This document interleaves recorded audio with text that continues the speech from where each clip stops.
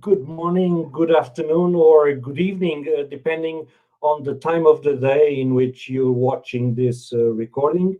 Anyways, hello and welcome to this session to the Stop Cyberbullying Global Summit. My name is Tito de Moraes, and I was invited by Perry Aftab to host this session with Portuguese guests. The idea is to give you some data regarding the situation in Portugal and to let you know about some projects being developed locally or in partnership with entities in other countries.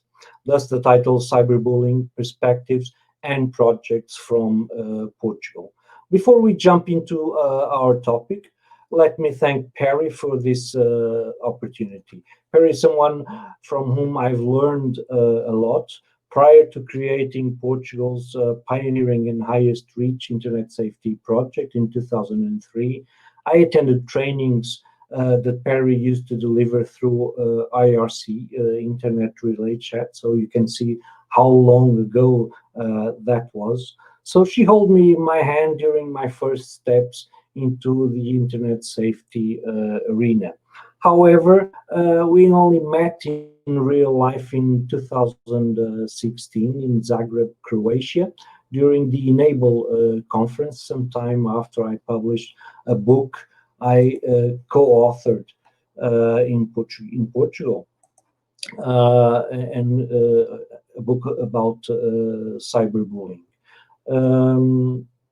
That book, it was published in Portugal with a title that translates into Cyberbullying, a guide for parents and educators. And one of my co-authors is also a guest that I'll introduce to you shortly. Let me just add that after that conference in Zagreb, we also wrote an article for a book published by the Council of Europe. Perry also wrote a chapter for that book so that you can have access to it by following these links that I'll be showing on screen. Following that conference, Perry has also invited me to head the Stop Cyberbullying project in Portugal, and thus the invitation to organize and host this panel. But enough for this introduction, short introduction. Without further ado, let's introduce our guests for this panel. And instead of reading their resumes, let's ask them to introduce themselves. And I'll start with Sonia Seixas, who co-authored the book that I mentioned a while ago in Portugal, Cyberbullying, a Guide for Parents and Educators.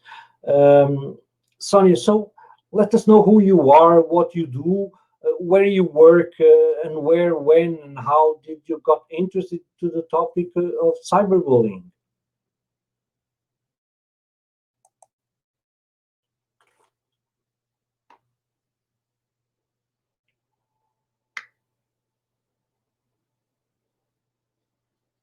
Hello to all who are watching us. I would like to present my compliments to my colleagues on screen, Lígia, Anna, Celeste, and you.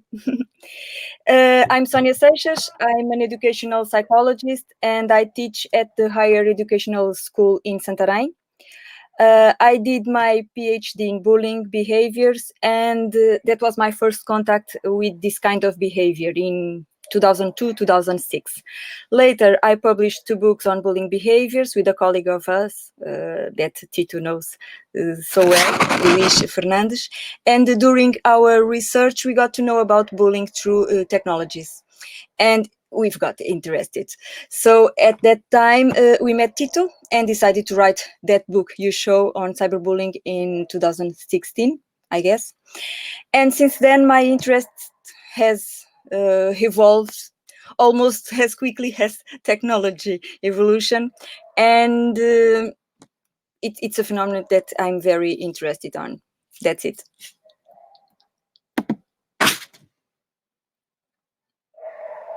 Interesting to say that Sonia also co-authored the book Plano B, a book mainly targeting schools and teachers and educators that can be used in a school setting.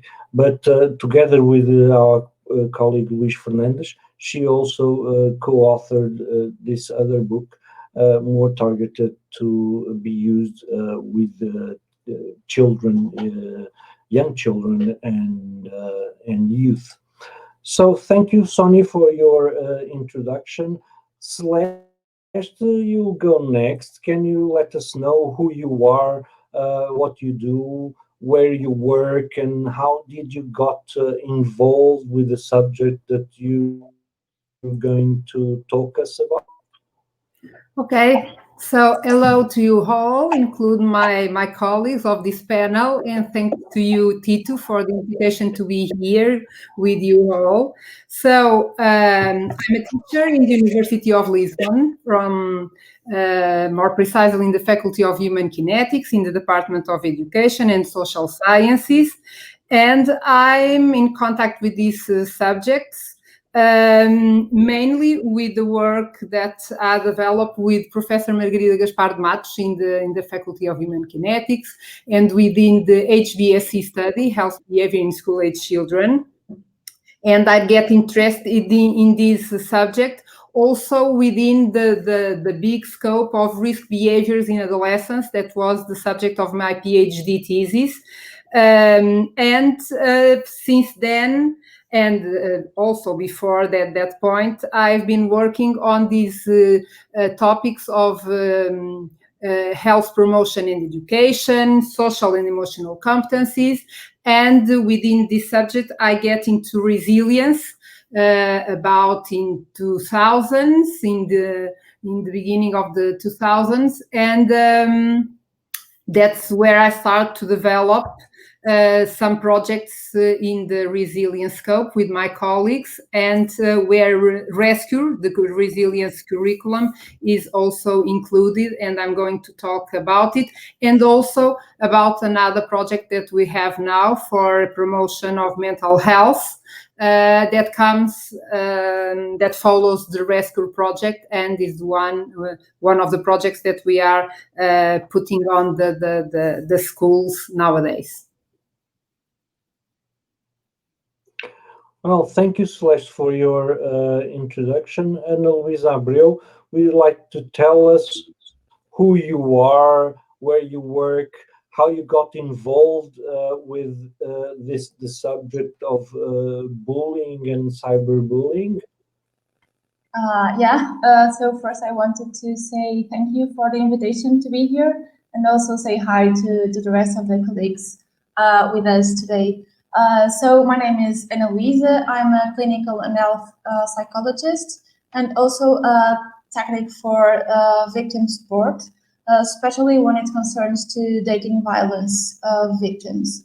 So I work in Associação Plano, which is an NGO from Portugal, which aims to fight for and that stands for the defense of human rights, especially when it concerns with gender violence, so the promotion of gender equality, the intervention with LGBTI victims of domestic violence, and also homophobic and transphobic bullying.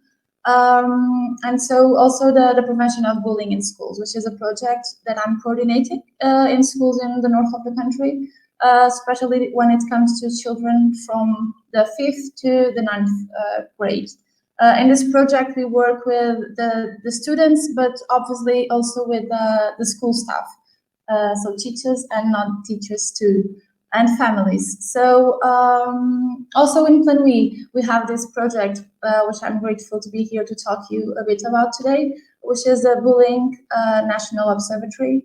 That is a platform for the mapping of the phenomenon in Portugal. And I'm really glad to be here with you today.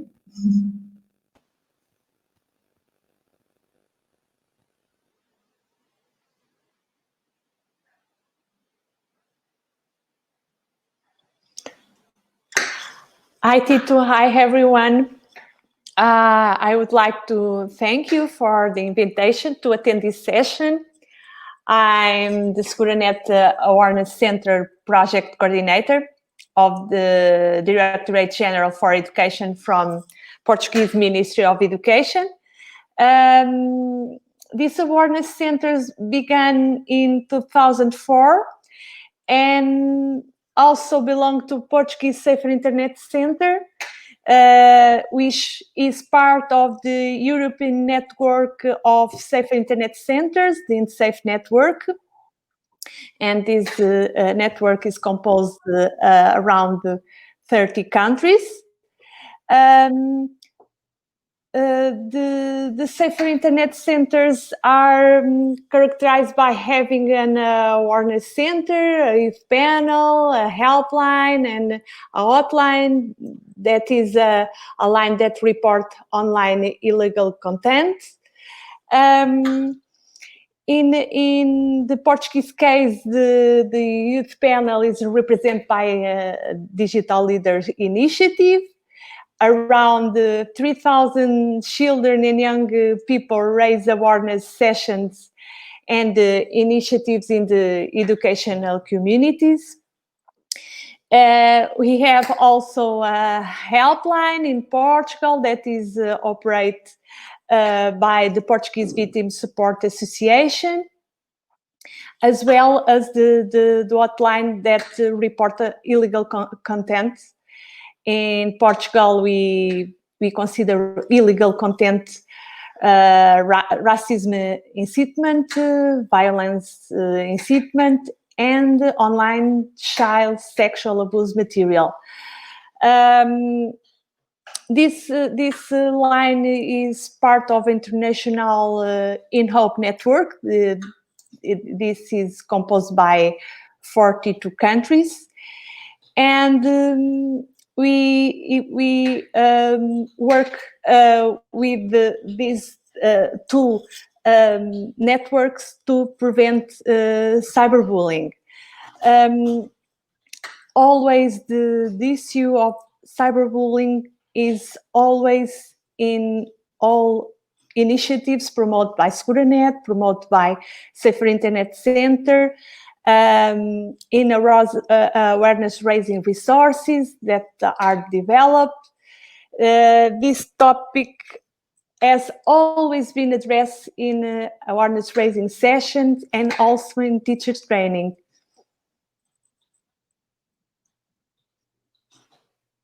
Okay, thank you, Lígia. So our panel is introduced, and we'll start to discuss each of the projects in which our panel members are involved. And we'll start with Sonia. Sonia is mainly has done research on this topic, and with the team that she made, me and Luís, she's the person who is in charge with reviewing the research that there is around, and she's been looking into the state of the art of the research in Portugal and other countries. So, Sonia, what does the research tell us about the prevalence of cyberbullying behaviors in Portugal? Well, in the last approximately 10 years, there has been a series of investigations in Portugal on cyberbullying.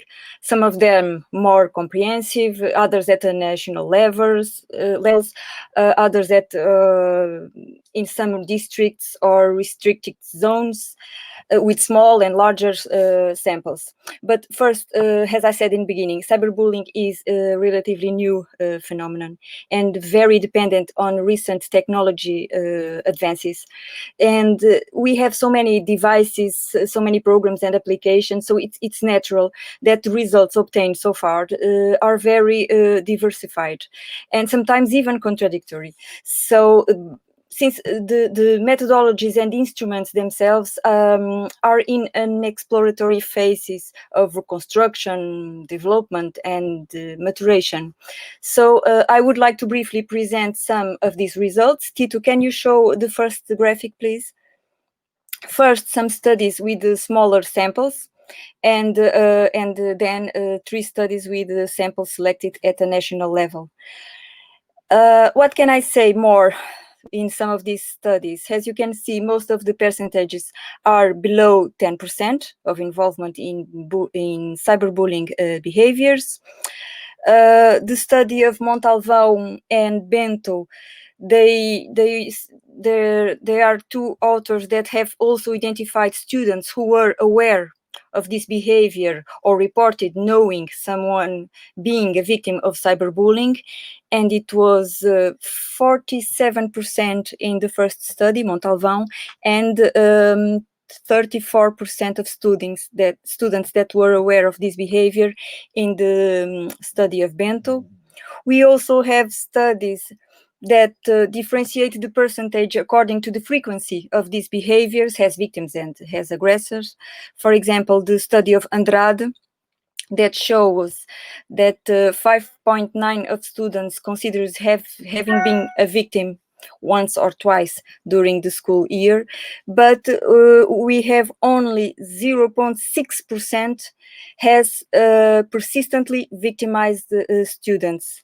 So and we have another study of Pinheiro that it's not there, where we can identify the difference between 5% of victims sometimes and 54% of sporadic victims. So it's important also to understand what are we talking about when we look at these percentages. The study of Martins, it's only students from university, so they are older. Maybe that's one of the reasons why the percentage is so high. Can you show me now the study of Ventura, Tito? Yes, this study, it was a study with a sample, a bigger one, and if we can look at this study because it has an evolution of these behaviors according to age, and as you can see, the prevalence of victimization was higher at 13 years old, and with a decrease until 17 years old. And he told us that the national average, it was about 19%. And the other one, please, Tito. We have 2 more studies with the national samples. One from the entitled Health Behavior in School-Aged Children from the World Health Organization. It was made in 45 countries, and in Portugal, we had a sample of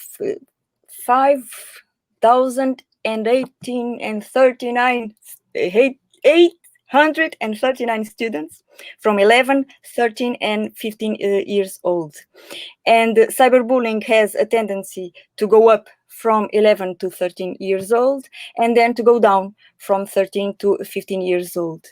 It was a bit an increase from victims from 11 to 13, and then a small decrease from 13 to 15. And the other study from Matus and colleagues in 2016, the health behavior in school-aged children is the most recent. It's from this year, 2020. The other one, with a great sample also, found that the prevalence of cyberbullying was 70.6% for victims who stated that they had been cyberbullied during the previous year. And the rate for being cyberbullied was higher for females than males, from 6 to 9.1%, and cyber aggressors during the previous year also from 3.9 higher in males than females. Now, in general, what can we conclude? That victimization are higher compared to the aggression percentage. Thank you, Tito. In what concerns the type of cyberbullying behaviors, being insulted and being the target of malicious comments in profiles or in photographs are the two most common and frequent behaviors of cyberbullying. In general, there are no significant differences regarding general. Some studies, they have difference, but they are not the great amount of studies. And according to Health Behavior in School-Aged Children, this one from 2020, cyberbullying in Portugal is below the European average. So that's the main state of art in Portugal. Okay, thank you, Sonia. And let me know one thing. Was there any particular research that stood out?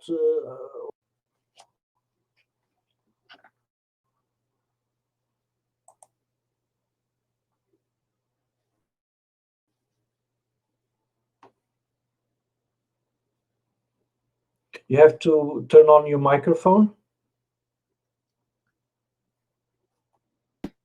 Yes, I forgot. Although this state of art refers only to Portugal, I would like to reflect in 1 minute or two on a study whose results, I wouldn't say they were surprising, but it caused me some concern and made me think about how to intervene in these cases. It was conducted in Canada with a sample of 700 adolescents between 10 and 18 years old, and it was about the intentionality of the aggression. They found then that 95% of students who report having been involved in cyberbullying as aggressors, they perceive their actions as being harmless and intended only to be funny. And in fact, only 5% of that sample reported having intended to hurt the target. If we generalize these results, we find that the majority of students who practice cyberbullying do not consider that their actions are unpleasant or that they have a truly harmful impact on their victims. We can find a similar investigation in Portugal about motives of aggression. It was really entitled like that, Motives Aggressions from the Perspective of Portuguese Adolescents, made by Caetano and colleagues in 2017. And in a sample of 3,000 and something students, and they try to understand the motives of the bullies, the cyberbullies, and in what regards the reasons identified by them, they try to justify their behavior, mainly with reasons of joke, fun, and escape from boredom. So we look at the percentage of cyberbullying coming from the victims, and we can ask ourselves about the real reasons behind. So most of times, the initial reasons for these attacks are not always related with the true intention of causing harm and suffering to others. So this is the type of investigation that surprises me the most. It's not because it's not reduced to the knowledge of the incidents, but it's concerned with the understanding the reasons underlying this behavior. Mainly this one. Okay. You already touched on some of the different behaviors that were subject to those studies. Is there any particular type of cyberbullying behavior that stands out from the research you've seen in Portugal? Well, those two that I said are the most frequent, but I would like to mention another phenomenon related, naturally, that it's entitled Selfcyberbullying. It can be understood as posting of hostile comments on oneself. to attract attention and get others to react against abuses against oneself. The first investigation, international one, it was in 2010. We have another one in 2012. But in Portugal, the first study was published last year, in 2019, in a sample of 904 students aged 11 to 18 years old, and they found it was made by Figueiredo. She found that the prevalence in this sample was 7.5%. So among boys, the prevalence was higher, 10%, and girls 5%. The eighth grade, so the 8 students aged 13 years old, recorded the highest number of cases. So I wonder, and the author wondered, and why, what motivates self-cyberbullies, what do they seek? And based on the results of this thesis, it seems that they seek to obtain relief for anguish and frustration. They seem to need to manifest a need for help, to get the attention of friends, and to induce families to take more interest in them as supposed victims, and to see positive messages about them being published. So I think it's a very complex phenomenon which deserves further study. And for me, it was one of the aspects that most interested me lately. Yep. And we've had internationally some cases lines, because at least there are, I know at least one case of in which unfortunately resulted in the death of a young teenager. Thank you, Sonia, for the update. I think it You're gives welcome. a good portrait of the situation in Portugal. Hold on there, because I'll be getting back to you for some final thoughts. So we'll move on to Celeste. And Celeste, can you let our audience know what is Rescur and how important it seems to be during a pandemic that we've been going through?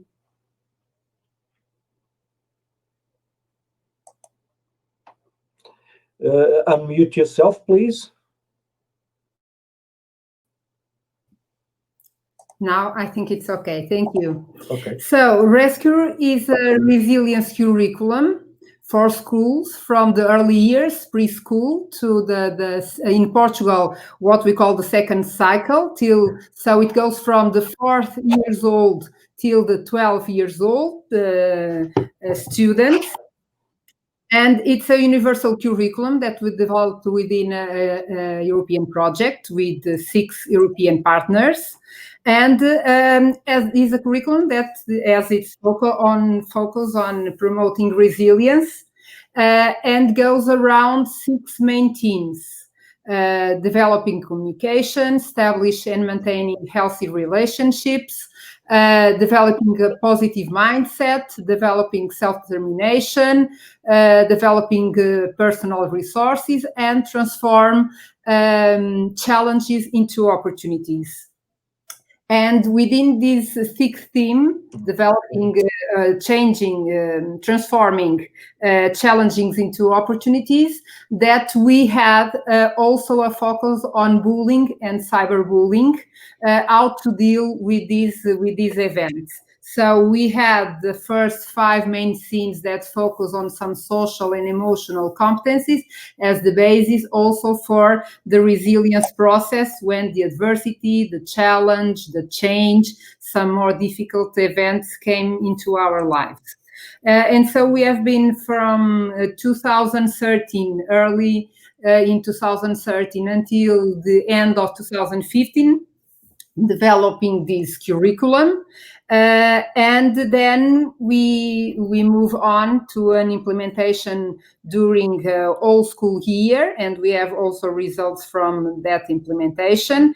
And we think that in nowadays, facing the situation that we are all living across the world, this kind of program is very important to implement in our schools, to help kids and adolescents to deal with this unexpected and tough event that we are all living.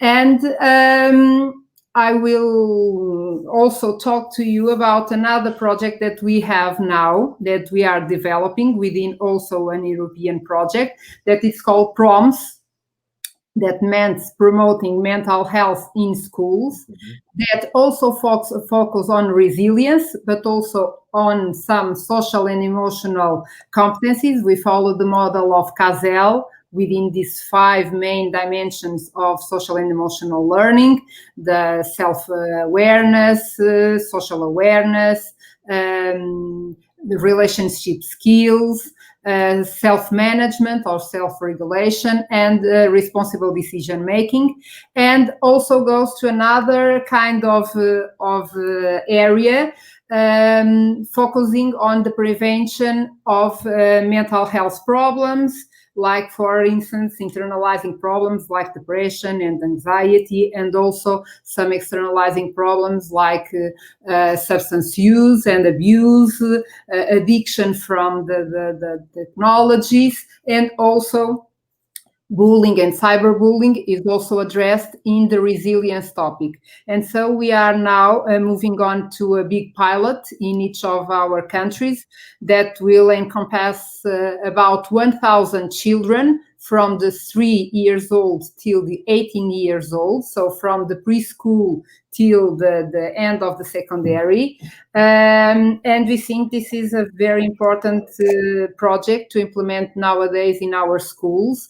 And in fact, we are also dealing with a difficult problem because it's the pandemic and the uncertainty that we have around the pandemic and how schools will function in the beginning of the year. So it's challenging after challenge, but we hope to be resilient and to know how to deal and to go around these obstacles to promote mental health for kids and adolescents, but also for teachers, because these projects focusing on mental health in schools, but in the whole school community, not only on the kids, on the students, but also within the whole community that encompasses also teachers and parents. And we had that focus, more holistic focus for the actors in the school.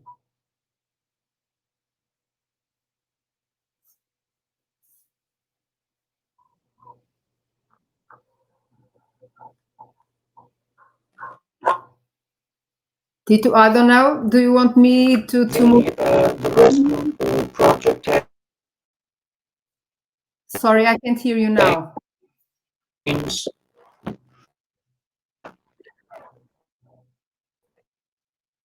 Yep, I think I was saying the project then has moved internationally into a project that aims to promote mental health in schools. Is that it? Yes, this is the after Rescur. So Rescur, it was a project that was developed within a European consortium, and we moved on with after Rescur to an implementation in Portugal. We implemented in the school year 2017-2018, and we had a big implementation with more than 1,000 kids from the 4 years old till the 12 years old. And after the Rescur, we joined in another European consortium 5 of the Rescur countries are also in this new consortium that is PROMS, and 2 of the institutions are the same. In this case, University of Lisbon and the University of Malta. They are also again together in this PROMS study. And we are now moving on into the different stages of this PROMS project. That, like I said, a project that intends to promote mental health in schools, also through an implementation of a curriculum that is being developed specifically to this target. Nevertheless, Rescur also continues. We continue to do teachers training on Rescur in Portugal and in other 5 countries that participated in Rescur. There are already publications of the impact of the implementation. For instance, in Croatia and Malta, the impact on the preschool years, early years, and on Greece and Sweden from the primary and our second cycle that we call the kids from around 10 to 12 years old. And so Rescur continue nationally, internationally, but we have also other projects. And I think one of the interesting things of this new project is that it has a broader scope on themes that it encompasses: social and emotional learning, resilience, and preventing problems, internalizing and externalizing problems. And also the target years. Rescur goes from 4 to 12 years old. And on PROMS, in this new curriculum, we go from 3 to 18 years old. So we go from, we encompass a larger group of students in the schools. Okay. And is there any other projects following on the footsteps of Rescur that you would like to mention on this conversation? Yeah, I can talk about another project that followed Rescur, because Rescur ended with also an intention to do something for teachers training. And we thought about develop master studies, a master on educational resilience. And so we had another project, an Erasmus Mundus project, that went from 2016 till 2018 to develop the study plan of a master and all the materials for this master curriculum. And we are very glad now to tell you that the master is already accredited in Portugal. And so we don't know yet if we are going to do this current year or in the next year, but in our faculty, the Faculty of Human Motricity, we are going to have a master on resilience in education. And we are also trying to go for an Erasmus Mundus funding to move on into European masters on resilience in education. So these are 2 other projects that we have after Rescur. Okay. Thank you, Celeste. Hold on there as well for the final round for advice and tips that I'll be asking for. And we'll move on to Luísa Abreu. Luísa, how did the National Observatory of Bullying came to life, and what are its main goals? So the National Bullying Observatory is an independent initiative from Associação Plano, and it is basically a tool that aims to collect information about bullying in Portugal. So this is an online platform, so you can access it in its website, and it can be responded by victims, former victims, witnesses, or someone that, although didn't witness the aggression or the aggressions, might have known about it. For example, psychologists, teachers, families that knew or know about the episodes of violence. So basically, we want to collect information such as victim characterization. For example, how old is a victim? Is he or she a boy or a girl? What's hers or his nationality? And what about the characterization of the aggressor or the aggressors in case of the bullying is perpetrated by more than one aggressor, so the group of aggressors? How often does or did this aggression happens? Is it every day? Is it twice a week? Where does it happen? Because we want to map bullying in schools, but also outside schools, because when we talk about cyberbullying, it can happen, unfortunately, everywhere. So if it's inside the school, where does it happen? Is it in the cafeteria? Is it in the playground? Is it in the toilet? Is it in the corridors? Is it inside of the classroom, for example? And also, does it happen in person, or is there any access to digital technologies for this bullying perpetration? And also information such as what types of bullying are perpetrated, such as psychological bullying, social bullying, physical bullying, for example. What are the main motivations or reasons that are underlying these aggressions?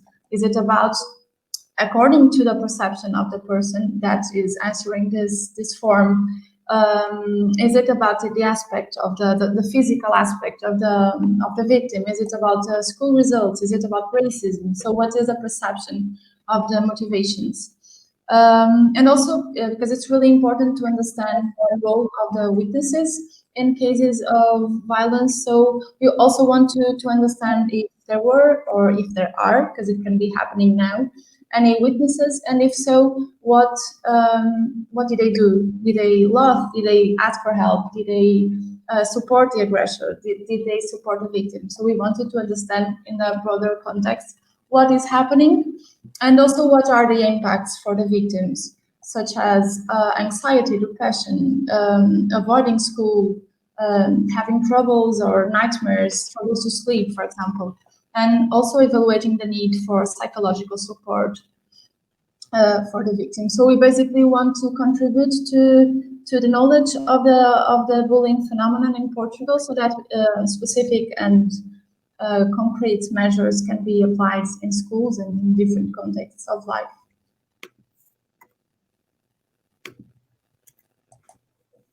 So as far as I know, and I think of the observatory took place early this year, I believe, or by the end of last year. So what are the results that you can highlight until now from that you've been getting? Yeah, so the Bullying Observatory was launched in the 30th of January, so it was this year, and the last result analysis that we have is from the 24th of March, so the first 2 months of the observatory. So the main results that we can highlight, first, we received 296 complaints. So now we are up to, we have more than 300 complaints of bullying and cyberbullying, and this is a huge number. And we have a total of 110 contact requests, because we have in the end of the form, we have an open field where victims or witnesses can ask for help or ask for other contact from the team. So we have 110 contact requests. So about the results, maybe I can highlight some of them. So when it comes to victim characterization, 55.3 were female, so it's about half, and 22.7% of the victims attended the 5th grade and 24% attended the 8th grade. So the victims are between, like 40% of the victims are between 10 and 13 years old. With regard to the aggressors, 52.4% are male and 25.5% are between 12 and 14 years old. It's also important to give you some results about characterization of the episodes of bullying. And 55% happens of the episodes reported happens every day, and 97% of the situation reported happens in person, so in face-to-face context, and 21% through digital technology. So we're talking about cyberbullying.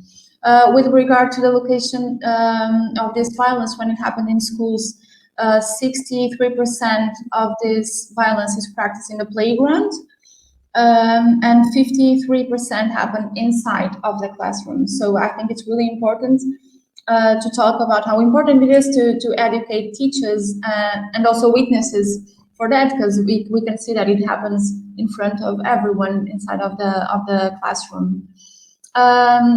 When it comes to the types of violence practices, 92% of the respondents say that the mostly frequent type of violence perpetrated is psychological, and then we have the social violence with 65%, and then physical violence with 51% of the victims suffering it. Then when it comes to the reasons underlying these aggressions, so we have to say that every information is according to the reports. Sometimes it's according to the perception of the witnesses, and sometimes about the perception of the victim. So why did it happen?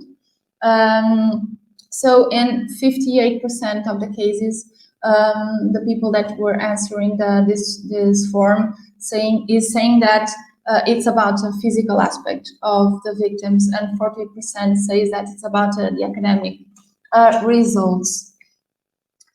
Just to finish, when it comes about the witnesses' intervention, we have a big percentage of 50% of the witnesses that didn't do anything. So they were there, but they didn't act.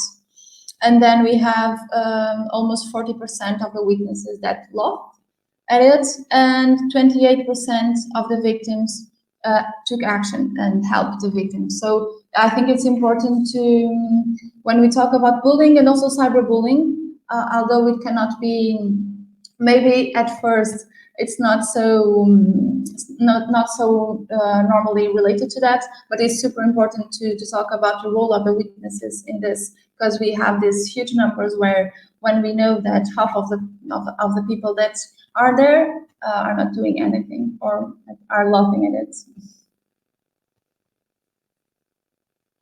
They are just watching. So is okay. Let's assume somebody makes a report to the observatory. What happens next? How does the observatory help in the resolution or the case, or referring to other entities, or what? So as the victim or the person that made the report. So as I told you before, in the end of this form, we have this open field where the person can leave an email address if they want to be contacted by the team of the observatory. So depending on the situation, we give an answer, and this answer is given in the same day, because we created some shifts, and then we have a person to each day to give answers to everyone and in the moment. And what happens is that, depending on the needs, we normally try to make a referral to the institution in the area of residence of the victim, or then we can send a phone helpline, for example, the SOS for children, to make a call for help in the moment.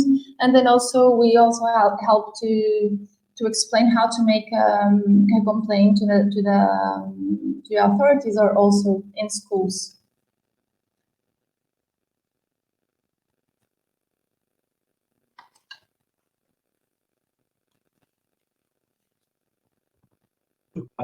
I forgot to unmute myself. One last question, and I'll ask you for a brief answer. is are already people aware of the issue of bullying, or they feel there is a lack of structures for intervention in bullying cases? 30 seconds, please. Okay, so I think that at first the National Bullying Observatory is a tool for raising awareness, and I think it's important for that also. But what we feel is that the most part of the contacts the needs for contact that we receive are also people that are asking, what can I do? Where can I go? How can I find help? So I think we have a work to do there for victims to understand their rights and to know how to ask for help. And secondly, I think that we feel in the work with schools, although people might be aware for that, sometimes we feel that there's a lot of confusion with using the word bullying, because sometimes we feel this difficulty in defining the phenomenon, because sometimes this word is applied for dating violence or for violence against teachers. So I think also we have to educate the school communities to understand what bullying is, so that we can make a proper intervention to the main needs. And also, I would like to highlight this result that I was talking before, because 90% of the bullying aggressions that were reported to the observatory were witnessed by other people. So I think that, and we have a great percentage of people that didn't do anything, as we were talking before. So I think that there's a lot of work to do in there for the bullying awareness, especially when it comes to other people. Like, what can I do and what's my role, although I'm not a victim? Me as a witness, what is my role in there? I hope I got 30 seconds, Okay. maybe more. So I believe two areas that need to be worked on is so that people can distinguish the different behaviors of violence, because not everything is bullying, and so they need to understand what bullying encompasses, so that they make the distinction between bullying and other types of violence, and the importance of bringing awareness to the bystander that Luísa, and now and hold there a bit. I would like to get your tips also in the end. And now we move to Lígia, who works at the Ministry of Education. And Lígia, we were involved and worked with you on the development of a plan for the Ministry of Education called School Without Bullying, School Without Violence. What can you tell the audience about it? As I mentioned before, the Directorate General for Education, both through Seguranet and Awareness Center and through Health Education Team, has been the developer raising awareness bullying and cyberbullying initiatives in schools. In October 2019, a national plan to combat and prevent bullying and cyberbullying, named School Without Bullying, School Without Violence, was launched. Aware of the impact of the bullying and cyberbullying can have on children and on young people life, this plan is aimed to entire educational community.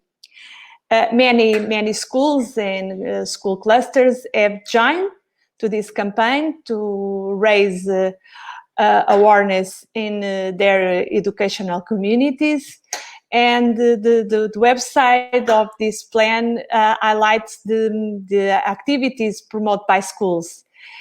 It should be noted that the awareness resources from this national plan are aimed for different audience, for parents, for teachers, for educational assistants, and for students.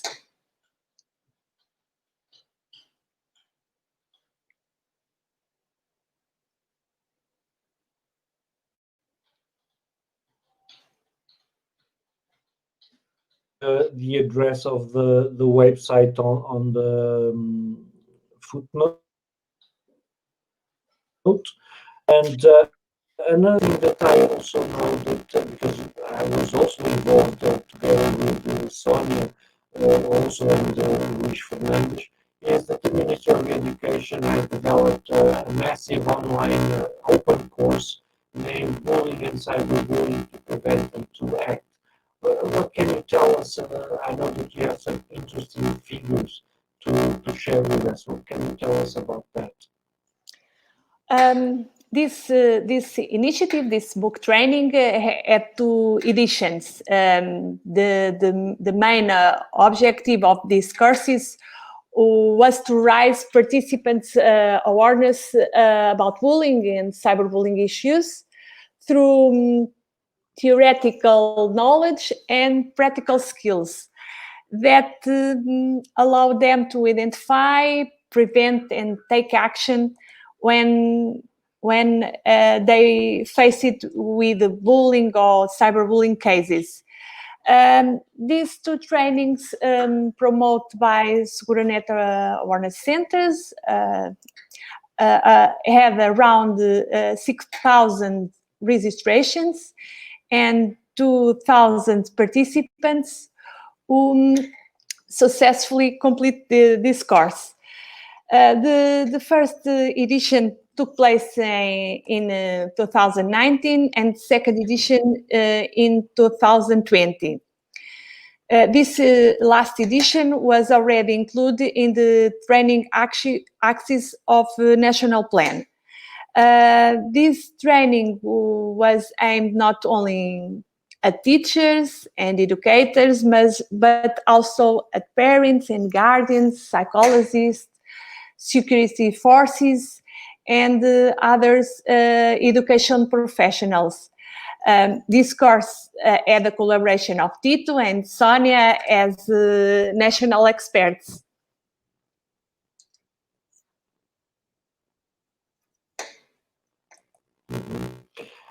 And I also know that because I mentioned that we met Perry, that I had met Perry in Zagreb in Croatia, and you were also there, and we worked together to some resources translated into Portuguese, and I know that the Ministry of Education has been working on having some materials developed and translated these materials that were European Union projects. What can you tell us about that? Yes, Segurenet translate and adapt a set of educational resources developed by European Schoolnet, and also some resources from Council of Europe. I would like to highlight the Preventing Combating Bullying resources from European Enable project, and I also would like to highlight the Prevent Online Aid resources from European project, the SELMA resources. These resources are used both in teacher training as well by teachers and students in many initiatives like digital leaders and school campaigns, and also in ICT and citizen education subjects.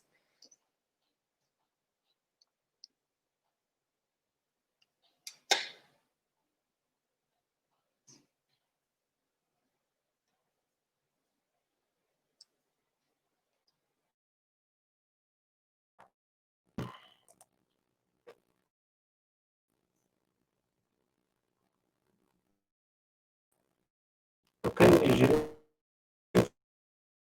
for a minute as we go into this session to Sonia. Let me see if I can put her on screen again. I'm having trouble doing that. Okay. Sonia, Can you give us some tips, advice, or recommendations resulting from the research that you have done, and that can help those who are watching us, and that they can put into practice immediately after this session?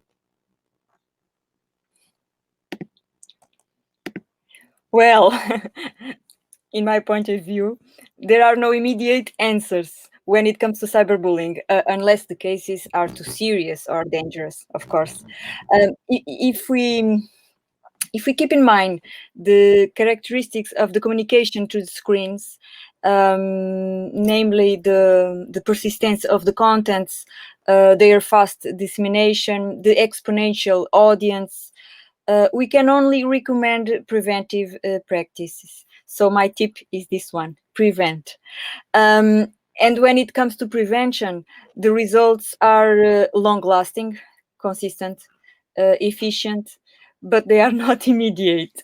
So of what I have observed, there is unanimity in considering the benefits of implementing programs to promote social emotional skills among young people as a way of preventing cyberbullying, as well as making observers in schools more proactive and more interventional.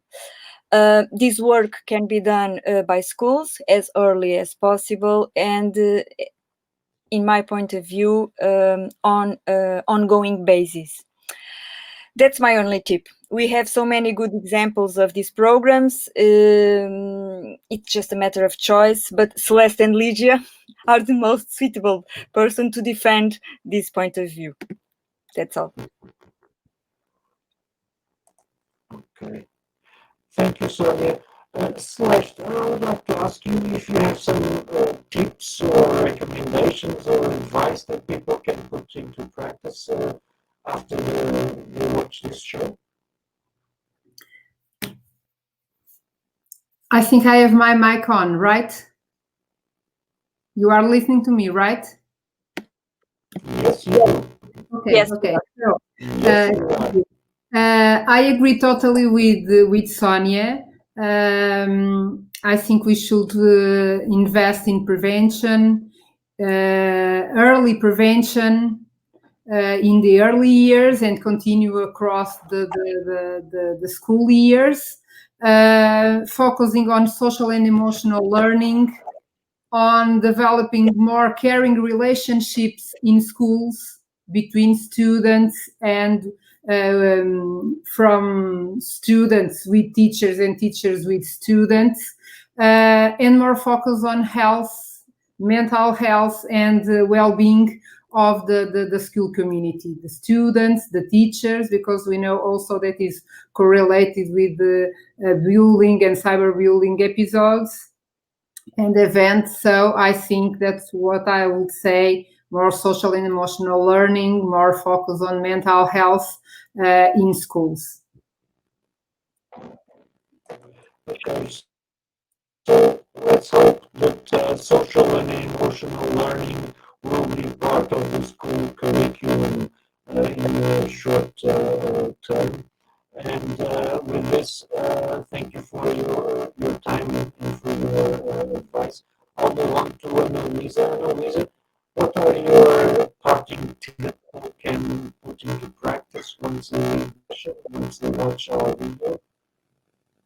I think that Sonia and Celeste already talked about the most important thing here, which is the implementation of prevention programs in schools. And maybe I would say that inside the school, if you want to apply specific measures for the combat of any kind of violence and bullying itself, I think it's important to create and establish processes of mapping the needs of the context and listen to everyone and watch the context and to spend time talking to the ones who are involved in it, the students, the families, the staff of the school. I think it's important to make everyone part of the process. I would also say if I would be talking to a victim, I would say not be afraid or to ask for help. And if you are an adult, listen and and recognize how important it is this ask for help. And also, I would say that it's super important to educate for the role of the witnesses, as we talked before. Thank you, Luísa. I know you sent me a video that I'll be sharing closing this session, but I know that you also want to mention as a resource and as a tip, a resource that has been developed by the Tree of Education. Do you want to talk about it? Okay, I would like to remember that schools, parents, teachers, and students can always call to the national helpline when a problem that they can resolve and solve arises. I would like to point out that we should take action. We do not ignore complaints or signs in articulation with schools and teachers, very important too. And I would like to mention that in Portugal, schools closed on March 13 because the corona crisis. And meanwhile, the Portuguese Ministry of Education developed a sport website with a set of resources and guidelines to support schools. Classes are also being broadcast on national TV.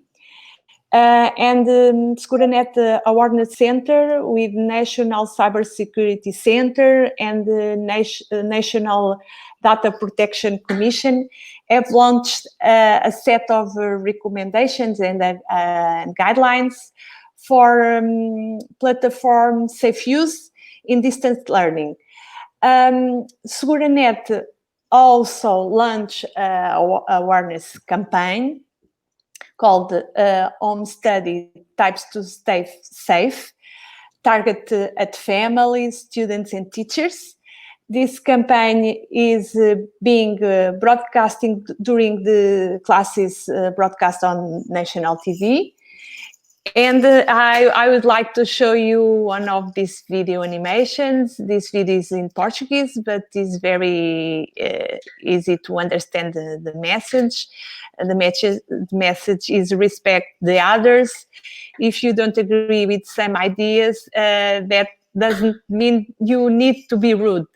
Do not respond aggressive comments and always be polite. This is my last recommendation. Always be polite.